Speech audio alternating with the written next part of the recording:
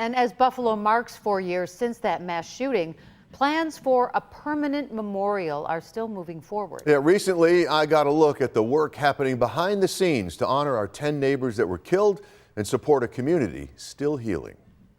We really saw this community come together and wrap their arms around each other.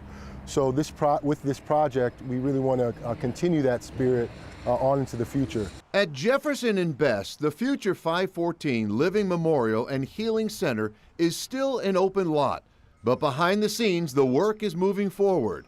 This is where Buffalo plans to build a permanent place to remember the 10 neighbors killed in the racist mass shooting at Tops on May 14th, 2022, and to support the survivors and the community still carrying that pain.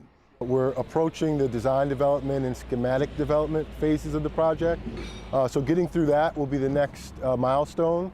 That's when our architects and our civil engineers really look at the lot and try to make what's on the renderings come to life. Chad Houston says the foundation is now moving through the details: environmental testing, site planning, design development, and securing a construction manager.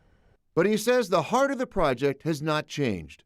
The families, survivors, and East Side Buffalo community have been part of the process from the beginning. The victims' families, the survivors have really been involved from the beginning.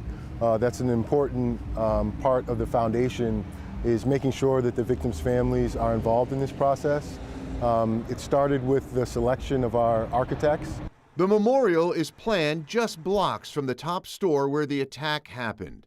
Houston says the site will include a reflective garden, memorial space, and healing center, not only to look back, but to help the community move forward. Everything that we're doing is focused on healing. So the 514 Living Memorial and Healing Center, we hope will be just that. Some place where folks could come to remember, but then also to celebrate community, celebrate the resilience of what it took to get through something like this. Nearly 4 years later, Houston says the grief is still fresh for many people, especially along Jefferson Avenue. The foundation says its work is also about education, wellness, creative expression, and community advocacy even before the building opens. And Houston says it matters that Buffalo continues telling this story in its own voice. It's so important for this story to continue to be told because this is a part of our history, and it's important that the people who are here are able to tell that history and to keep things accurate. The memories of May 14th remain painful for many across Buffalo, but leaders behind the memorial say they hope this space becomes more than a place to grieve.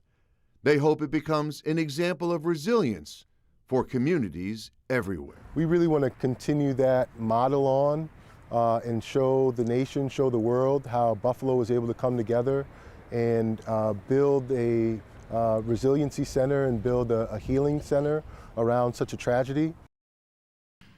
And as Buffalo continues to remember the lives lost on May 14th, just this week, the team behind the 514 Memorial and Resiliency Center, they selected that local construction manager, Buffalo Construction Consultants, for the project, marking yet another step forward in building a space that is dedicated to healing, education, and community.